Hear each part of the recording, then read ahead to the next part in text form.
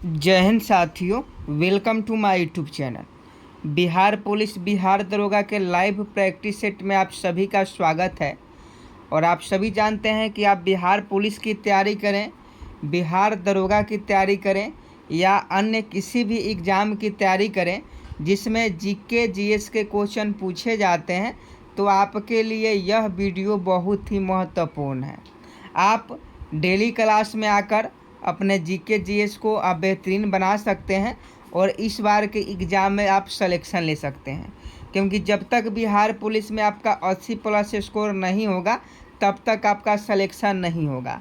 और बहुत सारे बच्चे हैं इतना मेहनत करने के बाद भी वीडियो को शेयर नहीं करते हैं, तो आप सभी से रिक्वेस्ट है कि वीडियो को शेयर ज़रूर करें और अपने दोस्तों को भी क्लास में बुलाएं। तो चलिए, आज का जो पहला क्वेश्चन है आपके मोबाइल स्क्रीन पर है। निम्नलिखित में से पूर्व वैदिक आर्यों का सर्वाधिक लोकप्रिय देवता कौन था? 1 नंबर प्रश्न का फटाफट सही जवाब बताएं। निम्नलिखित में से पूर्व वैदिक आर्यों का सर्वाधिक लोकप्रिय देवता कौन था? 1 नंबर प्रश्न का सही जवाब बताएं। 1 का अगर आप ऑप्शन डी इंद्र बता रहे हैं तो आपका बिल्कुल सही जवाब है। इंद्र भगवान जो हैं आर्यों का सर्वाधिक लोकप्रिय देवता थे। तो इंद्र अगर आप ऑप्शन डी बता रहे हैं तो आपका बिल्कुल सही जवाब है। नेक्स्ट प्रश्न 2 नंबर देखिए, वेनसंग किसके शासनकाल में भारत आया था? 2 नंबर प्रश्न का फटाफट सही जवाब बताएं। I am waiting for your answer. Hiuen Tsang किसके शासनकाल में भारत आया था? इस पर आप लोग स्टार लगा लीजिए, क्योंकि ऐसे क्वेश्चन आपके एग्जाम में पूछे जाते हैं। 2 का अगर आप ऑप्शन बी सम्राट हर्ष बता रहे हैं, यानी हर्षवर्धन के शासनकाल में, तो आपका बिल्कुल सही जवाब है। वेनसंग जो चीनी यात्री था हर्षवर्धन के शासनकाल में भारत आया था, तो 2 का ऑप्शन भी बिल्कुल सही जवाब है। नेक्स्ट प्रश्न देख लीजिए 3 नंबर, इनमें से किसने अहमदाबाद शहर को खोजा जो गुजरात की राजधानी अनहिलवार से बदली गई? पहले जो गुजरात की राजधानी थी अनहिलवार थी, लेकिन जब अहमदाबाद शहर की खोज हुई तो गुजरात की राजधानी जो है अहमदाबाद कर दी गई। तो फटाफट बताइए कि 3 का सही जवाब क्या हो जाएगा? तो 3 का अगर आप ऑप्शन डी बता रहे हैं अहमद शाह प्रथम, तो आपका बिल्कुल सही जवाब है। तो पहले की बात है, तो 3 का ऑप्शन डी सही जवाब हो जाएगा। अगला क्वेश्चन देख लीजिए 4 नंबर, किसने मामल्लपुरम नामक शहर खोजा था? इसे महाबलीपुरम भी कहा जाता है। महाबलीपुरम से संबंधित एग्जाम में क्वेश्चन पूछा जाता है, तो आपको याद रखना होगा। तो फटाफट बताइए कि किसने मामल्लपुरम नामक शहर खोजा था जिसे महाबलीपुरम भी कहा जाता है? तो 4 का अगर आप ऑप्शन बी नरसिंह वर्मन प्रथम बता रहे हैं, तो आपका बिल्कुल सही जवाब है नरसिंह वर्मन प्रथम। नेक्स्ट प्रश्न 5 नंबर देखिए और फटाफट सही जवाब बताएं। निम्नलिखित में से किस स्थान पर शिला काटकर बनाए गए रथ मंदिर के लिए पल्लव राजाओं को याद किया जाता है? 2 ही ऑप्शन है, 50-50 का सवाल है, तो 50-50 में आप सही जवाब बताएं कि निम्नलिखित में से किस स्थान पर शिला काटकर बनाए गए रथ मंदिर के लिए पल्लव राजाओं को याद किया जाता है? तो यह आपका महाबलीपुरम आपका बिल्कुल सही जवाब हो जाएगा। महाबलीपुरम में शिला को काटकर रथ मंदिर बनाया गया था पल्लव राजा के द्वारा। तो ये महाबलीपुरम यानी 5 का ऑप्शन है, बिल्कुल सही जवाब हो जाएगा। और देखिए अपने दोस्तों के साथ शेयर भी करते रहें, क्योंकि क्लास कराने में क्वेश्चन टाइप करने में बहुत ज़्यादा मेहनत लगता है, और आप लोग वीडियो को शेयर नहीं करते हैं तो हम डिमोटिवेट हो जाते हैं। तो आप लोग वीडियो को शेयर करें, वीडियो को लाइक करें, ताकि हम ही मोटिवेट हों और डेली आपका क्लास कंटिन्यू रह सके। 6 नंबर प्रश्न देख लीजिए, निम्नलिखित में से कौन से पल्लव राजा ने चालुक्य सम्राट पुलकेशिन द्वितीय को पराजित कर उसका वध करके वातापी कुंड का खिताब हासिल किया? 6 नंबर प्रश्न का सही जवाब बताएं। निम्नलिखित में से कौन पल्लव राजा ने चालुक्य सम्राट पुलकेशिन द्वितीय को पराजित कर उसका वध करके वातापी कुंड का खिताब हासिल किया? तो 6 का अगर आप ऑप्शन है नरसिंह वर्मन प्रथम बता रहे हैं, तो आपका बिल्कुल सही जवाब हो जाएगा। नरसिंह वर्मन प्रथम आपका बिल्कुल सही जवाब हो जाएगा। 7 नंबर क्वेश्चन देख लीजिए और फटाफट बताइए, बुद्ध के जीवन की किस घटना को महाभिनिष्क्रमण के रूप में जाना जाता है? फटाफट 7 नंबर प्रश्न का सही जवाब बताएं। बुद्ध के जीवन की किस घटना को महाभिनिष्क्रमण के रूप में जाना जाता है? तो 7 का अगर आप ऑप्शन सी, उनका गृह त्याग जो था उसे महाभिनिष्क्रमण के नाम से जाना जाता है। तो 7 का ऑप्शन सी बिल्कुल सही है जवाब हो जाएगा। याद रखिएगा, क्वेश्चन बहुत इंपॉर्टेंट है। बुद्ध के जीवन की किस घटना को महाभिनिष्क्रमण के रूप में जाना जाता है? तो उनका गृह त्याग। अगला प्रश्न देखिए, भारत में सर्वप्रथम सांकेतिक मुद्रा का प्रचलन किसने किया था? 8 नंबर प्रश्न का सही जवाब बताएं। भारत में सर्वप्रथम सांकेतिक मुद्रा का प्रचलन किसने किया था? तो 8 का अगर आप ऑप्शन डी मोहम्मद बिन तुगलक बता रहे हैं तो आपका बिल्कुल सही जवाब हो जाएगा। मोहम्मद बिन तुगलक ने भारत में सर्वप्रथम सांकेतिक मुद्रा का प्रचलन किया था। तो 8 का ऑप्शन डी सही जवाब हो जाएगा। आगे देखिए 9 नंबर, अनवार ए सुहाइली नामक ग्रंथ निम्नलिखित में से किसका अनुवाद है? देखिए, अगर आप बिहार पुलिस हो गया, बिहार दरोगा हो गया, अगर आप तैयारी कर रहे हैं तो बिल्कुल निश्चिंत होकर तैयारी करें। ऐसे ही क्वेश्चन आपके एग्जाम में देखने को मिलेंगे। 9 नंबर क्वेश्चन का सही जवाब बताएं। 9 का अगर आप ऑप्शन है पंचतंत्र बता रहे हैं तो आपका बिल्कुल सही जवाब है। पंचतंत्र का जो अनुवाद है अनवार ए सुहाइली है। यह पंचतंत्र का अनुवाद है और पंचतंत्र के लेखक कौन है? तो विष्णु शर्मा है। कई बार बिहार पुलिस में एक क्वेश्चन पूछा गया है कि पंचतंत्र के जो लेखक हैं वो कौन है? तो विष्णु शर्मा जी हैं। नेक्स्ट प्रश्न का सही जवाब बताएं। 10 नंबर कि वह कौन सा पहला भारतीय राजा था जिसने मुहम्मद गौरी को हराया? आपको बताना है कि मुहम्मद गौरी को किसने हराया था। 10 नंबर प्रश्न का सही जवाब बताएं। तो इसका सही जवाब गुजरात का सोलंकी शासक मूलराज द्वितीय ने। गुजरात का सोलंकी शासक मूलराज द्वितीय ने सबसे पहले मुहम्मद गौरी को हराया था। तो ऑप्शन डी इस प्रश्न का सही जवाब हो जाएगा। 10 का ऑप्शन डी बिल्कुल करेक्ट हो जाएगा। अगला क्वेश्चन 11 नंबर देखिए कि बहमनी राज्य की प्रथम राजधानी निम्नलिखित में से कौन थी? फटाफट 11 का सही जवाब बताएं।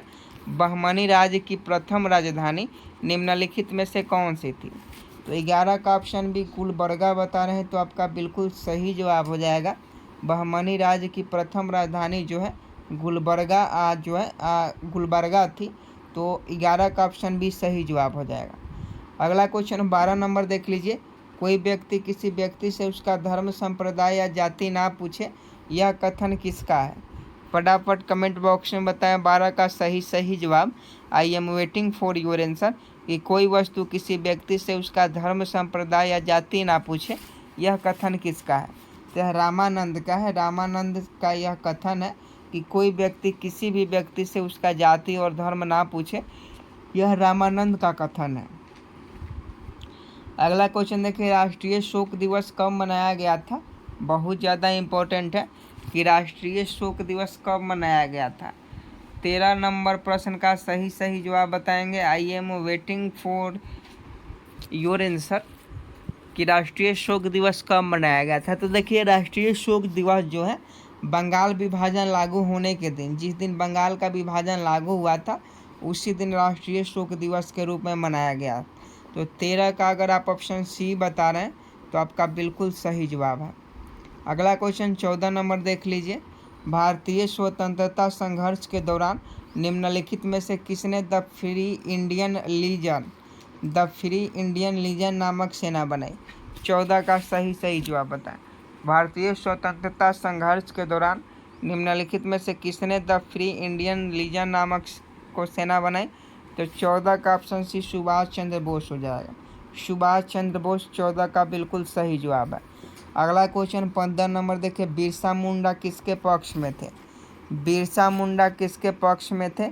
ऑप्शन देख लीजिए कि बिरसा मुंडा किसके पक्ष में थे। तो फटाफट बताइए कि बिरसा मुंडा जो है किसके पक्ष में थे। ऑप्शन ए में झारखंड है।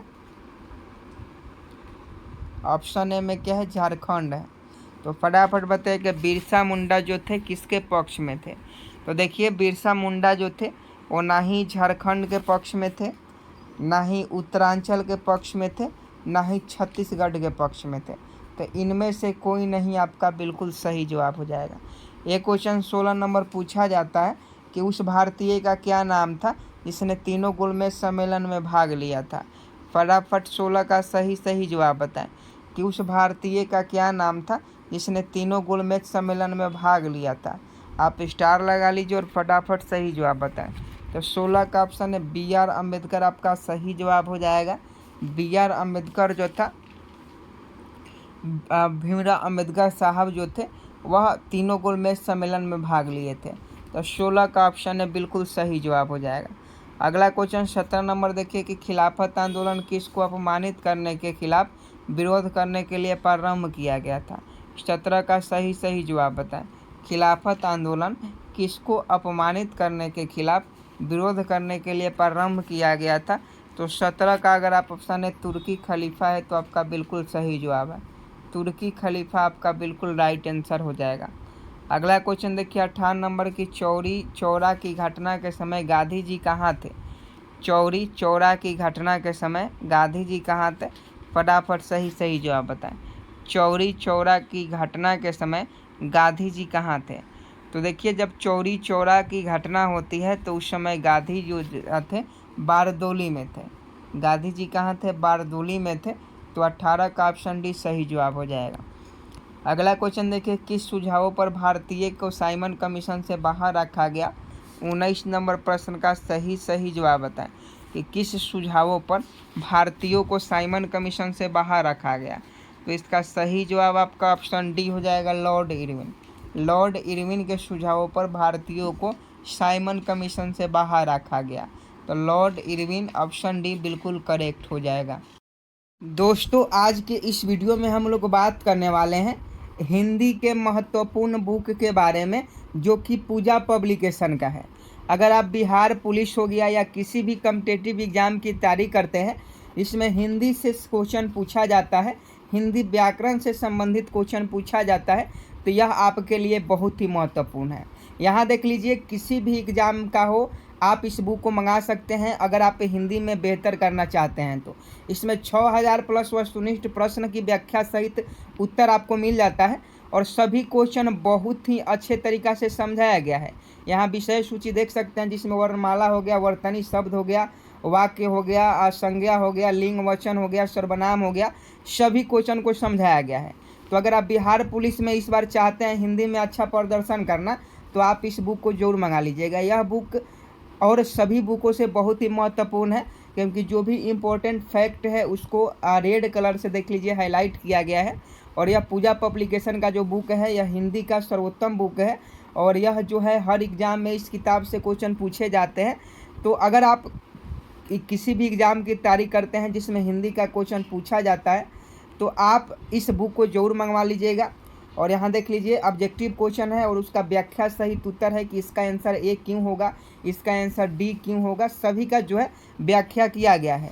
तो आप इस बुक को नज़दीकी मार्केट से भी ले सकते हैं, वहाँ भी आपको मिल जाएगा। साथ में आप इसे ऑनलाइन या ऑफलाइन के माध्यम से अमेजॉन फ्लिपकार्ट से भी मंगा सकते हैं।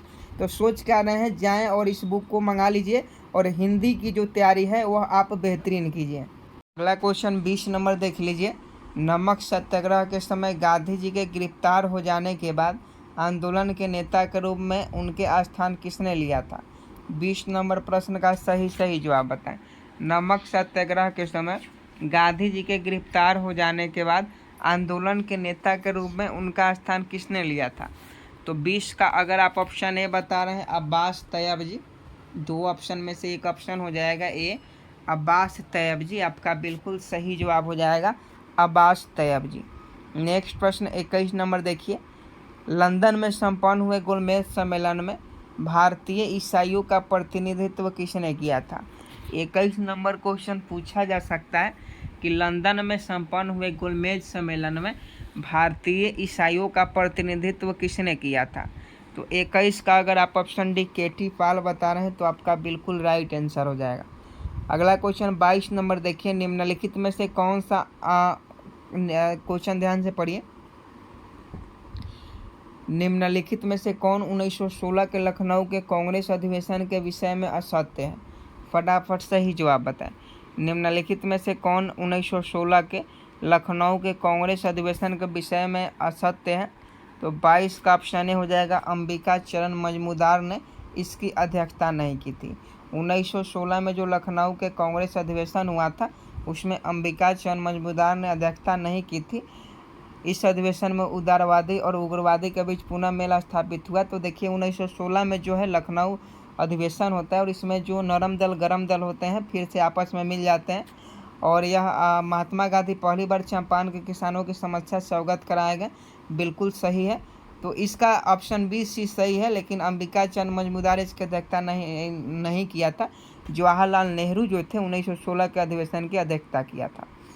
अगला क्वेश्चन देखिए, निम्नलिखित में से किस अधिनियम के द्वारा अंग्रेज ने भारत में सर्वप्रथम परोक्ष निर्वाचन प्रणाली की शुरुआत की? 23 का सही जवाब बताएं कि निम्नलिखित में से किस अधिनियम के द्वारा अंग्रेज ने भारत में सर्वप्रथम परोक्ष निर्वाचन प्रणाली की शुरुआत की?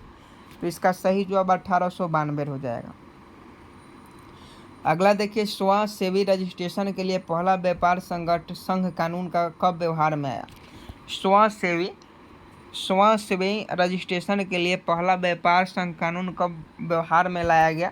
तो इसका सही जवाब 1926 हो जाएगा। अगला क्वेश्चन बहुत ही इंपॉर्टेंट है, अस्थाई बंदोबस्त किससे किया गया? अस्थाई बंदोबस्त किससे किया गया? 25 का 3 ऑप्शन है और तीनों में से एक सही जवाब है। तो फटाफट बताइए कि अस्थाई बंदोबस्त किससे किया गया? तो 25 का ऑप्शन है। अगर जमींदारों से आप बता रहे हैं तो आपका बिल्कुल सही जवाब है। अस्थाई बंदोबस्त जो है जमींदारों से किया गया। तो 25 का ऑप्शन है सही जवाब हो जाएगा। अगला क्वेश्चन देखिए 26 नंबर, ज्वालामुखी से सबसे अधिक कौन सी गैस निकलती है?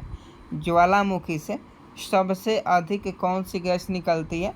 26 का सही जवाब बताएं कि ज्वालामुखी से सबसे अधिक कौन सी गैस निकलती है?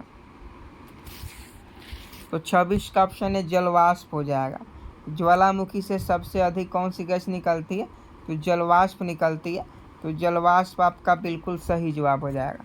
अगला क्वेश्चन देखिए, भारत के किस क्षेत्र का अपवाह आंतरिक प्रकार का है? 27 का सही जवाब बताएं। भारत के किस क्षेत्र का अपवाह आंतरिक प्रकार की है? तो 27 का अगर आप ऑप्शन डी पश्चिमी राजस्थान बता रहे हैं तो आपका बिल्कुल सही जवाब है। अगला क्वेश्चन देखिए, निम्नलिखित राज्यों में से किसमें अधिकतम औसत वर्षा होती है? फटाफट बताइए, निम्नलिखित में से किसमें अधिकतम औसत वर्षा होती है? तो देखिए अधिकतम औसत वर्षा की बात की जाए तो सिक्किम में होती है। सिक्किम में अधिकतम वर्षा औसत होती है। तो इसका सही जवाब ऑप्शन बी हो जाएगा। अगला क्वेश्चन देखिए, निम्नलिखित युग्मों में से कौन सुमेलित नहीं है? 29 नंबर क्वेश्चन बहुत ही महत्वपूर्ण है और यहाँ से बहुत सारे क्वेश्चन आपके बनते हैं तो आपको याद रखना होगा। देखिए बांदीपुर राष्ट्रीय उद्यान कर्नाटक में है, 1 नंबर का क्वेश्चन है। मानस वन्यजीव अभ्यारण्य असम में है। पेरियार वन्यजीव अभ्यारण्य केरल में है। शिमलीपाल राष्ट्रीय उद्यान मध्य प्रदेश में नहीं है। ये आपका ऑप्शन डी गलत है। शिमलीपाल राष्ट्रीय उद्यान मध्य प्रदेश में आपका नहीं है। तो ऑप्शन डी इस प्रश्न का सही जवाब हो जाएगा। अगला क्वेश्चन देखिए, निम्नलिखित में कौन सा शहर अंगूरों की पैदावार के लिए प्रसिद्ध है? फटाफट बताइए कि किस शहर में अंगूरों का जो पैदावार है सबसे अधिक होता है? तो आप सभी जानते होंगे यह आपका नासिक है। नासिक में फल फूल जो है उसका पैदावार अधिक होता है। तो अंगूर आपका बिल्कुल सही जवाब हो जाएगा।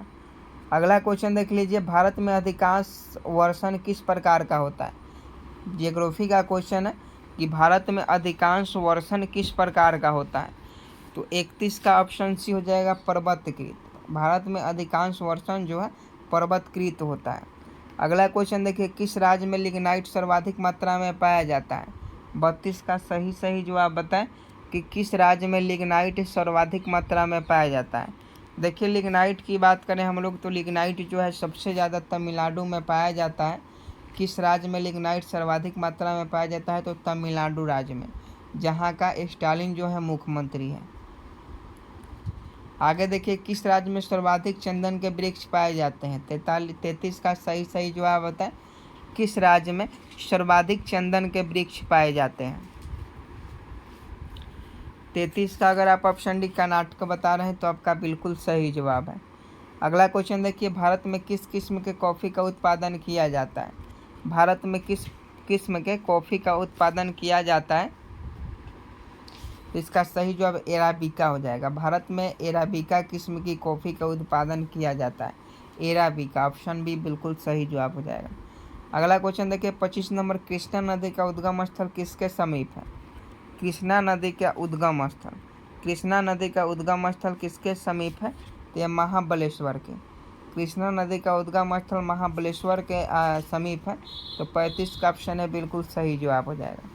अगला क्वेश्चन देखिए 36 नंबर, नर्मदा घाटी किन पर्वत श्रृंखलाओं के बीच में स्थित है? फटाफट बताइए कि नर्मदा घाटी किन पर्वत श्रृंखलाओं के बीच में है? तो देखिए भांडेर और मैकाल नहीं होगा, सतपुड़ा और अरावली नहीं होगा। नर्मदा घाटी पूछ रहा है ना, तो नर्मदा घाटी जो पर्वतमाला है, नर्मदा घाटी पर्वतमाला, यह सतपुड़ा और विंध्याचल के बीच में स्थित है। तो सतपुड़ा और विंध्याचल के बीच में ऑप्शन सी सही जवाब हो जाएगा। अगला क्वेश्चन देखिए, कौन सा मसाला भारत के काला सोना के रूप में जाना जाता है? क्वेश्चन पूछा जाता है कि कौन सा मसाला भारत के काला सोना के रूप में जाना जाता है? तो ये काली मिर्च, काले मिर्च को भारत का काला सोना कहा जाता है। अगला क्वेश्चन देखिए, भारतीय कृषि का इतिहास किसने लिखा? फटाफट बताइए कि भारतीय कृषि का इतिहास किसने लिखा? आई am waiting for your answer. भारतीय कृषि का इतिहास किसने लिखा? तो सही जवाब एम.एस. रंधवा, एम.एस. रंधवा ने भारतीय कृषि का इतिहास लिखा। 39 नंबर क्वेश्चन देखिए, नई सुधारी गई ऊसर में हरी खाद के लिए उपयुक्त फसल है। नई सुधारी गई ऊसर में हरी खाद के लिए उपयुक्त फसल कौन सी है? तो 39 का ऑप्शन हो जाएगा लोबिया। आज का लास्ट प्रश्न 40 नंबर है और 40 नंबर क्वेश्चन का सही जवाब बताएं। हरित क्रांति में प्रयुक्त मुख्य पादप फसल कौन था? होमवर्क का क्वेश्चन है HW में, आप सभी को इस प्रश्न का सही जवाब बताना है। और देखिए वीडियो को आप लोग शेयर करते रहें, क्योंकि आप लोग वीडियो को शेयर नहीं करते हैं तब बहुत ख़राब लगता है कि इतना मेहनत करने के बाद भी बहुत कम बच्चे जो हैं वीडियो में क्लास में आ रहे हैं और क्लास को देख रहे हैं। तो आप सभी से रिक्वेस्ट है, वीडियो को शेयर कीजिए, लाइक कीजिए। चैनल को जो लोग अभी तक सब्सक्राइब नहीं किए हैं, चैनल को सब्सक्राइब कर बेल आइकन को प्रेस जरूर कर दीजिए। डेली 10 बजे से आप हमारे साथ जुड़िए और 40 नंबर प्रश्न का आंसर जो है कमेंट बॉक्स में बताइए। जय हिंद, जय भारत।